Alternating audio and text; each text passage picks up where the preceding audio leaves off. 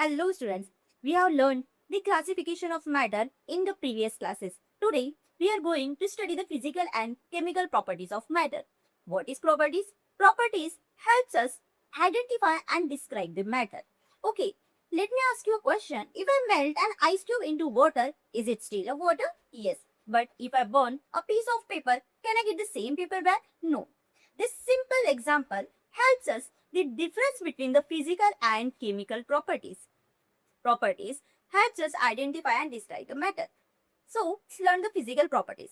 What is physical properties? Physical properties are the properties that can be observed or measured without changing the identity of the substance. These are some examples of physical properties. First example is the color. If we have a sulfur in our chemistry lab, we only look at the color, right? Sulfur remains sulfur and no new substance is formed. That is why it is a physical properties. Next is melting point. We have learned the melting process in the previous classes. What is melting process? If solid is converted into liquid, then it is called as a melting process. If solid is converted into liquid, so there is only state change. So, no new substance is formed. That's why it is also physical properties. Next is boiling point. Do you know the melting point and boiling point of water? Let me know in the comments. In boiling point, water changes into the steam. Water and steam are both H2O. Only the state change. Liquid is converted into the gas. So no new substance are formed. That's why it is physical properties. Next is density. So in density, if oil floats on water. Why oil floats on water? Because oil is less dense than water. Then by it is physical properties, we only measure the mass and volume. Right? Density is equal to mass by volume.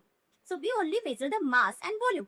Oil remains the oil and water remains the water. No new substance is formed. That's why it is also physical properties. Next is solubility. If sugar dissolved in water, what will happen? Sugar molecules are still sugar molecule. We can recover sugar by evaporating the water. No new substance is formed. That is, it is a physical. That is why it is also a physical properties. Next is hardness. Diamond is hard, resists scratching. We only test its hardness. Diamond remains diamond. No new substance is formed. That is why it is also a physical properties. Next is odor. Perfume has a pleasant smell. We smell the perfume. We only observe its smell. Perfume remains perfume. No new substance is formed. That is why it is also a physical properties. Next is malleability. We have learned the malleability process in the previous classes. If board is beaten into a thin shape, what will happen? In this process, only the shape changes, right? Gold remains gold and no new substance is formed. That's why it is also a physical properties. Next is conductivity. What is conductivity? Conductivity means ability to conduct the electricity. Electricity passes through the copper. Copper remains the copper and we only observe its ability to conduct electricity. No new substance is formed. That is why it is also a physical properties. All these are physical properties because they can be observed or measured without changing the chemical identity of the substance without forming any new substance. Right? Now, let's discuss the chemical properties. Chemical properties describe how a substance can change into a new substance. Right? These properties are observed only when a chemical change occurs. So, these are some examples of flammability. What is flammability? Flammability means ability of a substance to burn. If wood burns in air, if wood burns in air, oxygen, what will form? It will form ash plus CO2 plus water vapor. So in this process, new substance is formed. That is why it is chemical properties. New changes are occur. That is why it is chemical properties. If wood react with oxygen, ash, carbon dioxide and water vapor are formed. So in this process, new substances are formed. That is why it is chemical properties. Next is reactivity with acid. If we have zinc in our chemistry lab, if zinc react with hydrochloric acid, what will form? If zinc react with HCl, it will form zinc chloride plus H2. So in this process, new substance that is zinc chloride is formed. That is why it is chemical properties. Next is oxidation. What is oxidation? Oxidation means reaction with oxygen. If iron rust in moist air, if iron, that is Fe, right? Fe is the symbol of iron. If iron react with oxygen and water, what will form? It will form rust, that is new substances. That is why it is a chemical properties. Next is corrosion. What is corrosion? Corrosion means gradual destruction of metal by the environment. Have you seen the green coating on copper? Why this happen? Because if copper react with air and moisture,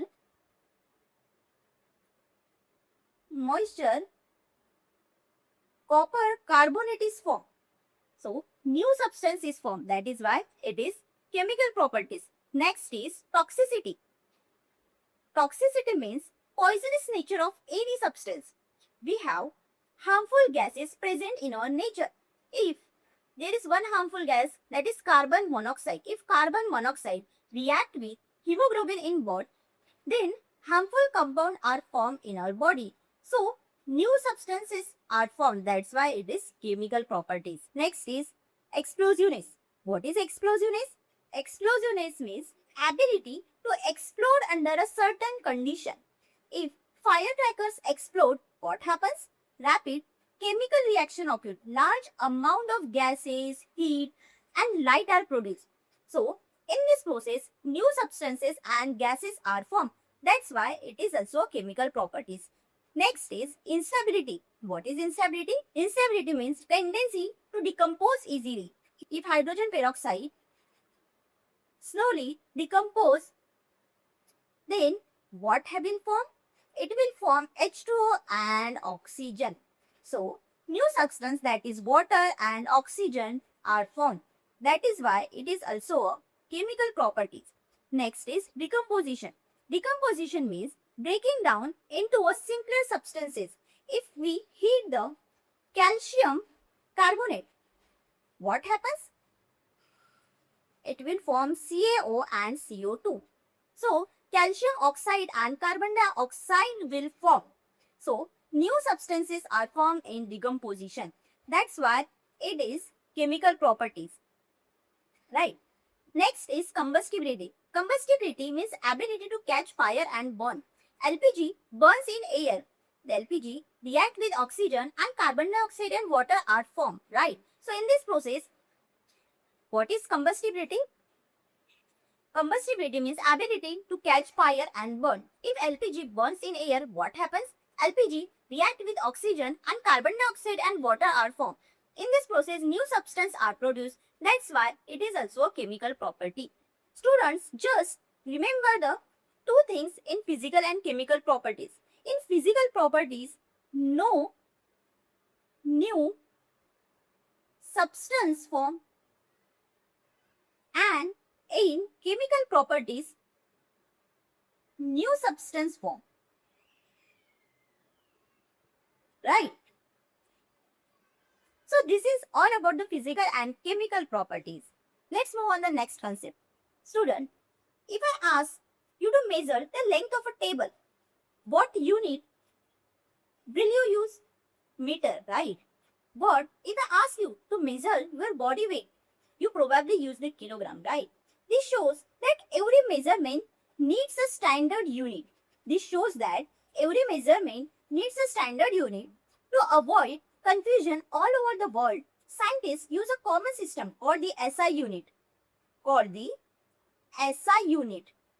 To avoid confusion all over the world, scientists use a common system called the SI unit, that is International System of Unit. These are the standard unit used to measure the physical quantities. These are some 7 fundamental SI units. First is the length. Length measure the distance between the 2 points. Its SI unit is meter. For example, length of a classroom can be measured in meter, right? So, its symbol is small m. It is represented by the small m. Mass. So, mass tells us the amount of matter present in an object. Its SI unit is kilogram and is represented by the small kg. For example, mass of a school bag can be measured in a kilogram. Right. Next is time. Time measures the duration of an event. Its SI unit is second and it is represented by the small s. Next SI unit is temperature. So, temperature tells us how cold or hot a body is.